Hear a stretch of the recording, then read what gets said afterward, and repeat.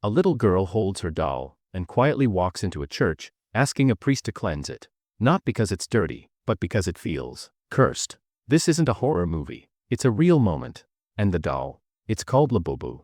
People laugh. People panic. But no one can ignore it anymore. Welcome to Explore Unknown, where we uncover the dark, the hidden, and the unexplained. In today's story, we dive into a craze that started with art and spiraled into obsession. A strange-looking doll from Taiwan is now the center of viral videos, spiritual warnings, and conspiracy theories. Some say it's just clever marketing. Others believe it's something darker, a symbol of how our fears, fantasies, and consumer desires have merged. This is the story of Labubu. To understand the chaos, we have to start at the beginning. Labubu was created by Kazing Lung, a Taiwanese artist who once illustrated children's books. He imagined a world called the monsters, creatures with big eyes, jagged smiles, and innocent mischief. Labubu quickly became the face of that world. Inspired by Nordic folklore, the doll carries the charm of an elf, but with something a little off. That creepy cute design became addictive, and when Chinese toy giant Pop Mart released Labubu in blind box collectibles, people went wild. Crowds lined up overnight. Limited editions sold for thousands online. Some buyers cried tears of joy after unboxing. A simple vinyl figure had become a treasure. But somewhere along the way, joy turned into discomfort. People started sharing odd experiences. One collector claimed their Labubu would shift positions at night. Another swore their dog growled at the shelf every time it walked past. At first, it was brushed off as TikTok drama. But soon, things got weirder. A TikTok video went viral. A child brings her Labubu doll to a church and quietly asks for it to be blessed. The priest smiles, but people watching didn't. What started as a joke hit a nerve. Because across platforms, more users were now saying the same thing. This doll feels cursed.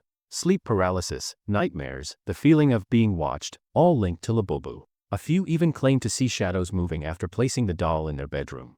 Then came a viral interview.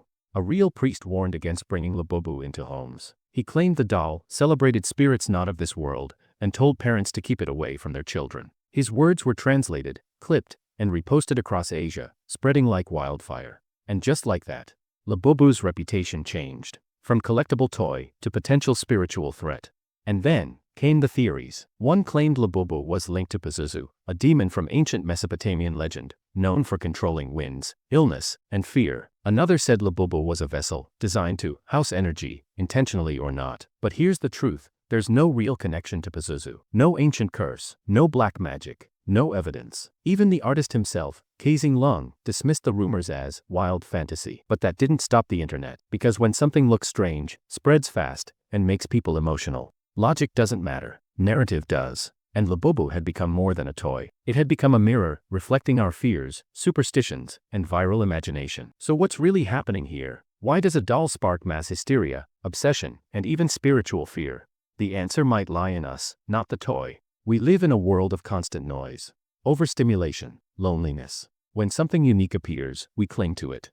Blind boxes give a dopamine rush. Scarcity creates urgency. And when things start to feel a little dark, we turn it into a story. That's what Labubu is. Not a demon, not a spirit, but a vessel for everything we project onto it. A symbol of a world obsessed with mystery, fear, and collecting things to feel something.